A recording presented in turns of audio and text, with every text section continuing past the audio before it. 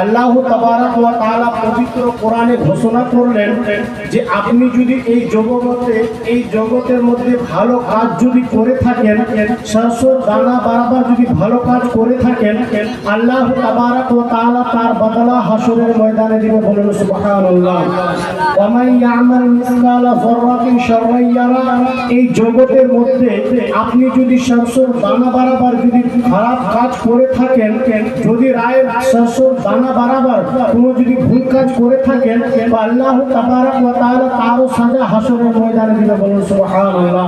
তো বেরাদানি ইসলাম, আল্লাহ তাবারাক ওয়া তাআলা এই জগতের মধ্যে যতটুকু মুমিন মুমিনাতের মধ্যে আল্লাহ তাবারাক ওয়া তাআলা 18,000 মাখলুকাতকে সৃষ্টি করেছেন।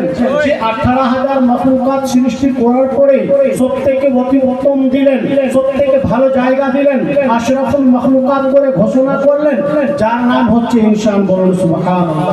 কোরআন বলছে ওয়া খালাকুল জিন্না ওয়াল ইনসা ইল্লা লিয়াবুদুন। যে আল্লাহ তাবারাক ওয়া তাআলা কোরআনে ঘোষণা করলেন যে আমি জিন এবং ইনসানকে সৃষ্টি করেছি একমাত্র ইবাদত করার জন্য। তো বেরাদারুল ইসলাম, আমরা ইবাদত থেকে দূরে সরে রয়েছি, আমরা কোরআন তেলাওয়াত থেকে দূরে সরে রয়েছি, আমরা বাচ্চাদেরকে ইলম তালিম থেকে দূরে সরিয়ে রয়েছি। বেরাদারুল ইসলাম, এই জগতের মধ্যে আমরা শুধু সোসাইটিটাকে দেখলাম, আমরা এই জগতের মধ্যে ফিল্মি দুনিয়াটাকেই শুধু আপনাতে শুরু করলাম। আমরা এই জগতের মধ্যে যতটুকু ফিল্মি দুনিয়া রয়েছে, ফিল্মি দুনিয়ার কাজে আমরা মুক্ত থাকলাম। আল্লাহ তাবারাক ওয়া তাআলা কোরআনের মধ্যে যে ঘোষণা করলেন ওয়া ইয়ামাল মিসকালা যাররাতিন খায়রান ইয়ারা, আল্লাহ তাবারাক ওয়া তাআলা বললেন এই জগতের মধ্যে হে আমার বান্দারা, যদি ভালো সরষের দানা বরাবর যদি ভালো কাজ করে থাকেন, তো আল্লাহ তাবারাক ওয়া তাআলা কাল হাসরের ময়দানে যেই জায়গাতে আল্লাহ তাবারাক ওয়া তাআলা 1,24,000 পয়গম্বরের উম্মত সেই জায়গাতে মওজুদ থাকবেন। সেই হাসরের ময়দানে আদম আলাইহিস সালাতু তাসলিম থেকে নিয়ে হযরত ঈসা রূহুল্লাহ পর্যন্ত সমস্ত নবীদের উম্মত এই হাসরের ময়দানে দাঁড়িয়ে থাকবে। আর সেই জায়গাতে আমার মুস্তাফা জনাবে মুহাম্মদ রাসূলুল্লাহ সাল্লাল্লাহু আলাইহি ওয়াসাল্লামের উম্মতকে সবথেকে আনমোল মনে করা হবে।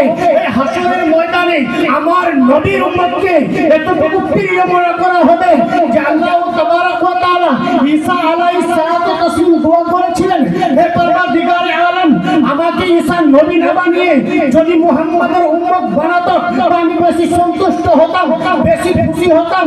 তো বেরাদারুল ইসলাম, সেই হাসরের কালে, সেই হাসরের ময়দানে ওই জায়গাতে একতা হয়ে যখন আপনার গুনাহকে পেশ করা যাবে, আপনার নেকিকে পেশ করা যাবে, তো বেরাদারুল ইসলাম সেই জায়গাতে রাসূলুল্লাহ সাল্লাল্লাহু আলাইহি ওয়াসাল্লামের উম্মতরা কিভাবে মুখ দেখাবেন, আপনারা কিভাবে মুখ দেখাবেন যে আমরা এই জগতের মধ্যে ইবাদত থেকে দূরে সরে রয়েছি, কোরআন তেলাওয়াত থেকে দূরে সরে রয়েছি। বেরাদারুল ইসলাম, আমরা কোরআন তো ঘরে ঘরে রাখলাম, প্রত্যেকটা ঘরের মধ্যে কোরআন রয়েছে কিনা, প্রত্যেকটা বাড়ির মধ্যে কোরআন থাকবে।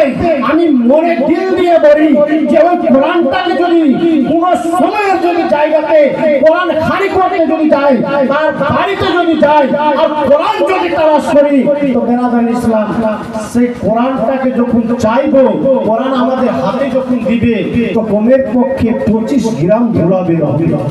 ওই কোরআন যে কোরআনকে নাজিল জমিনের মধ্যে করতে চাইছিলেন, জমিন পরওয়ারদিগারে আলমের কাছে দোয়া করেছিলেন, হে পরওয়ারদিগারে আলম, এই আনমোল কিতাব, যে কিতাবকে আমরা বরদাস্ত করতে পারবো না, যে কিতাবকে আমরা বুকের মধ্যে রাখতে পারবো না, হে পরওয়ারদিগারে আলম, আমার উপরে সেই কোরআনকে নাজিল করিও না।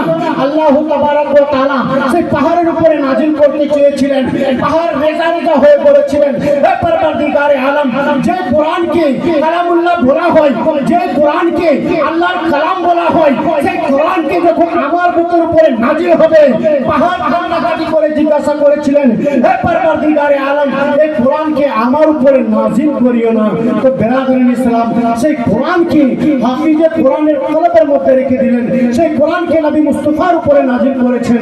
তো বেরাদারুল ইসলাম যখন সেই কোরআনকে বাড়ি থেকে বের করে আলমারি থেকে বের করেন, তো বেরাদারুল ইসলাম কমের পক্ষে 25 গ্রাম ধুলো বের হয় সেই কোরআন থেকে। তো বুঝা গেল বাড়ির মধ্যে তো কোরআন আছে বটে, মুসলমান নামের আছে বটে, কিন্তু কোরআনকে আমরা খুলে দেখলাম না, সে কোরআনকে আমরা তেলাওয়াত করলাম না, সে কোরআন পড়ার সময় আমাদের হাতে নয়।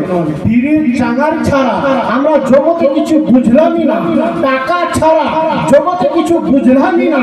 বেরাদান ইসলাম, ওই টাকা, ওই ধন, ওই সম্পত্তি, ওই দৌলত, ওই আওলাদ, ওই মেয়ে, যে মেয়ের জন্য আপনারা টাকা জোগাড় করছেন, যে ছেলের জন্য আমরা টাকা জোগাড় করি, যে ছেলে মেয়ের জন্য অট্টালিকা বাংলা তৈরি করি, তো শুনুন, আপনার ছেলে আপনার জন্য কাহার বসিয়ে দিবে, আপনার মেয়ে আপনার জন্য কাহার বসিয়ে যাবে। বেরাদান ইসলাম, যতদিন আপনার জিসিমের মধ্যে ওই রুহু রয়েছেন, ততদিন ধরে ওই সন্তানের মা হয়ে রয়েছে। যতক্ষণ পর্যন্ত আমাদের জিসিমের মধ্যে রুহু রয়েছে, ততক্ষণ পর্যন্ত আমরা ছেলে মেয়ের বাবা রয়েছি। বেরাদান ইসলাম, ততক্ষণ পর্যন্ত আমরা মানুষের সমান হয়েছি, আমরা মানুষ আছি বলে। বেরাদান ইসলাম, যখন আমার আপনার রুহু এই দেহ থেকে বের করে নিবে, তো বেরাদান ইসলাম, তখন কেউ বলবে না যে ওটা আজিজুর রয়েছেন, ওটা তৌহিদ রয়েছে, এটা মৌলানা বাবু রয়েছে, বা ওটা ফলা রয়েছে, ওই নাম শেষ। বলবে এটাই যে উনি একটা মাইয়াত রয়েছেন। ওই যদি যে খাটের মধ্যে নিয়ে যাবে, তো ফল্লা মাইয়াতের জন্য ঘোষণা হয়ে যাবে, তিনি এই মাইয়াত হয়ে গেছে, মাইয়াতের সমান হয়ে যাবে। বেরাদান ইসলাম, এই জগতে যতদিন রয়েছেন, যদি আল্লাহ আল্লাহ রাসূলের বাণীতে যদি আমল না করে থাকেন, তো বেরাদান ইসলাম, আপনি দেখুন, যতক্ষণ পর্যন্ত আপনার শ্বাস রয়েছে, নিঃশ্বাস রয়েছে, আপনাকে হসপিটাল নিয়ে যাবে, যেখানে যাওয়ার ঠিক করার সে জায়গাতে নিয়ে যাবে। যখন আপনার জিসিম থেকে রূহটা বেরিয়ে যাবে, তো বেরাদান ইসলাম, আল্লাহ তাবারক ওয়া তাআলার ফেরেশতা আপনার কাছে আসবে, এসে বলবে, ও বান্দা বলো, কালকে যখন হায়াত ছিলা, হায়াতের মধ্যে ছিলা, জীবিত ছিলা, তোমার থেকে যে কোন গরিবের মানুষ ছিল, তিনার কাছে তোমার কোনো ভ্যালুরিটি ছিল না, কোনো দাম ছিল না। তোমার পাশ দিয়ে যদি ভিখারি যেত, তুমি ভিখারিকে হিকারত নজরে দেখতা। তোমার পাশ দিয়ে যদি একটা আলিম যেত, তো তুমি একটা হিকারত নজরে দেখতা। বেরাদান ইসলাম, সেই বান্দাকে বলবে, আজকে তোমার গায়ে মশা পড়ে রয়েছে, ওই মশাটাকে ভাগিয়ে দেখাও। একটা মাছি পড়ে রয়েছে, সেই মাছিটাকে ভাগাও। বেরাদান ইসলাম, ওনার কোনো চান্স নাই, কোনো শক্তি নাই, সে জিন্দা লাশের মতো পড়ে রয়েছে। বেরাদান ইসলাম, আবার যখন তিনাকে গোসল করার জন্য নিয়ে যাবে, সেই গোসলখানাতে গোসল দিবে, তো বেরাদান ইসলাম, আবার দুই ফেরেশতা আসবে, আবার দুই ফেরেশতা এসে বলবে, ও মানুষ বলো, কাল যখন জীবিত ছিল, তুমি জগতের মধ্যে, দুনিয়ার মধ্যে ছিল, তো বেরাদান ইসলাম, কেউ যদি গরিব থাকতো, তুমি অহংকার করতা, তিনাকে হিকারত নজরে দেখতা, তোমার শক্তি ছিল, কেউ যদি কোনো কাজ বলে দিতা, তুমি তার উপরে অত্যাচার করেছো। আজকে কয়, আজকে শুধু শেষ গোসলের জন্য তোমাকে অন্য মানুষের সাহারা নিতে হলো, অন্য মানুষ তোমাকে গোসল দিচ্ছে। কেউ যদি তোমার পাশে চায়ের দোকানে বসে চা খেতা, তোমার গায়ের মধ্যে গা যদি লেগে যেতা, তুমি সে সময় বলতা যে সরে দাঁড়াও, তোমার গা থেকে কোন গন্ধ আসছে, তুমি একটু দূরে সরে বসো, আমি একটা বাবু রয়েছি। বেরাদান ইসলাম, সে সময় ফেরেশতা বলবে, আজকে তোমার গোসলটাও অপর মানুষের সাহারা নিতে হচ্ছে। বেরাদান ইসলাম, কাফন পরিয়ে কবরস্থান পৌঁছাবে, কবরস্থানে যখন পৌঁছাবে, বেরাদান ইসলাম, তখন আবার ফেরেশতা বলবে, ওই তোমার ছেলে, ওই তোমার মেয়ে, ওই তোমার স্ত্রী, ওই তোমার বাবা, ওই তোমার টাকা, ওই তোমার দৌলত, ওই তোমার শহরত, আজকে তুমি কোথায় রয়েছো? বেরাদান ইসলাম, আজকে যদি কেউ তোমার আলের পাশে গিয়ে যদি কোনো কাজ লাগিয়ে দিতা, তার উপরে অত্যাচার করেছো, যদি একটা আলের মধ্যে কোনো অপর মানুষ প্রবেশ করেছে, তুমি তার উপরে অত্যাচার করেছো।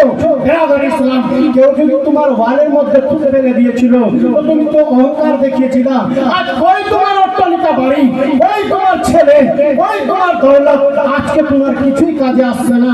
বেরাদান ইসলাম, সিম্পল সাদা কাপড় পরিয়ে, সিম্পল সাদা কাপড় পরিয়ে যখন কবরের মধ্যে রাখবে, বেরাদান ইসলাম, আপনার সেই ধন দৌলত জগতের মধ্যে থাকলো, আপনাকে মায়ের নবরস্থানে পৌঁছায় কি পৌঁছায় না, আপনার মেয়ে টাকার নবী থাকবে, আপনার ছেলে টাকার ব্যবস্থাতে লাগবে, কোথায় ধন রেখেছে, কোথায় সম্পত্তি রেখেছে, কোন ব্যাগের মধ্যে দলিল রয়েছে, সমস্ত কাগজ কাগজ নিয়ে ওনারা শুধু নফসি নফসি করবে যে কোথায় কোথায় ভাগ পাবো। বেরাদার ইসলাম, আপনি ছেলেকে ইঞ্জিনিয়ার বানিয়েছেন, আপনি ছেলেকে ডাক্তার বানিয়েছেন, আপনি ছেলেকে উকিল বানিয়েছেন, যা কিছু এই জগতের মধ্যে বানিয়েছেন, যদি আলিমে দ্বীন না বানান, কোরআন পড়নে वाला যদি না বানান, কোরআন পড়নে वाली যদি না বানান, নামাজি যদি না বানান, আপনার জন্য দোয়া করবে না, শুধু ওই টাকার দিকে ভেগে যাবে, আপনার দলিলের দিকে যাবে, আপনার জায়গা জমিনের দিকে যাবে। তো বেরাদার ইসলাম, যখন কবর দেওয়া হয়ে যাবে, মাটি দেওয়া শেষ হবে, বেরাদার ইসলাম, আপনি যদি জগতের মধ্যে ভালো কাজ করে থাকবেন, তো আপনার কবরে সে মুনকারে নাকির ভালো পোশাক পরে, পরিষ্কার পোশাক পরে ভালো ব্যবহার করবে। আর যদি আপনি জগতের মধ্যে গুনার কাজে মুক্ত থাকেন, তো আপনার ফেরেশতা ওই মুনকার নাকির যেমন ভাবে ভয়ানক সুরত নিয়ে আসবে, জমিনকে চিরতে হয়ে আসবে, জমিনকে চিরে আসবে। বেরাদার ইসলাম, তখন আপনার টাকা কোথায় কাজ যাবে? আপনি তো আদালতে গিয়েছিলেন, অন্যায় করেছিলেন, টাকা দিয়ে আপনি কেসকে মামলাকে জিতে নিলেন, আপনি বিচার বসিয়েছিলেন, টাকা দিয়ে আপনি বিচারকে কিনে নিয়েছিলেন, আপনার অন্যায় অত্যাচার করতে শুরু করেছিলেন। আজকে আপনার টাকা কই? ওই ফেরেশতা আপনাকে বলবে, আজকে তোমার দৌলত কোথায় গেল, আপনার শহরত কোথায় গেল? আজকে যদি এই কবরের মধ্যে ইমতিহানে ওই পরীক্ষাতে যদি পাস না করতে পারো, তো বেরাদার ইসলাম এমনই একটা জায়গা রেখেছে, যে জায়গাকে দেখে হযরত খাদিজাতুল কুবরা রাদিয়াল্লাহু তাআলা আনহা যেমন ভাবে নামাজে মশগুল ছিলেন, তাহাজ্জুদের নামাজে মশগুল ছিলেন, সে সময় নামাজ ফরজ হয়েছিল না। হযরত খাদিজাতুল কুবরা রাদিয়াল্লাহু তাআলা আনহা নামাজের মুসাল্লা বিছিয়েছিলেন, নামাজের মুসাল্লাকে বিছার পরে তাহাজ্জুদের 2 রাকাত নামাজ আদায় করেছিলেন। বেরাদার ইসলাম, তাহাজ্জুদ পড়তে পড়তে তিনি বেহুশ হয়ে যেতেন। বেরাদার ইসলাম, হযরত মা ফাতেমা জাহরা রাদিয়াল্লাহু তাআলা আনহা তখন ছোট বয়সে ছিলেন, খুব বাল্যকাল বয়স ছিলেন। হযরত মা ফাতেমা জাহরা রাদিয়াল্লাহু তাআলা আনহা কান্নাকাটি করতে গিয়ে নবী মুস্তাফার কাছে গেলেন, ও আব্বা জান, আমার আম্মি জান মুসল্লাতে পড়ে রয়েছে, আমার আম্মি জান সে মুসল্লার মধ্যে পড়ে রয়েছে, বেহুশের উপর বেহুশ হয়ে যাচ্ছে। বেরাদার ইসলাম, আবার দয়ার নবী জনাবে মুহাম্মদ রাসূলুল্লাহ সাল্লাল্লাহু তাআলা আলাইহি ওয়াসাল্লাম বাড়িতে এসে হযরত মা খাদিজাতুল কুবরা রাদিয়াল্লাহু তাআলা আনহার হুজরাতে গেলেন। সেই জায়গাতে দেখছেন যে হযরত খাদিজাতুল কুবরা রাদিয়াল্লাহু তাআলা আনহা তিনি মুসল্লাতে বেহুশ হয়ে পড়ে আছেন। সুবহানাল্লাহ। নবী মুস্তাফা বলতে লাগলেন, ও খাদিজা, বলা একটু বেহুশের উপর বেহুশ কেন? হযরত খাদিজাতুল কুবরা রাদিয়াল্লাহু তাআলা আনহা বললেন, ইয়া রাসূলুল্লাহ, ইয়া হাবিবাল্লাহ, আপনার বিবাহর আগে, আপনার নিকাহতে আসার আগে, আপনার স্ত্রী হওয়ার আগে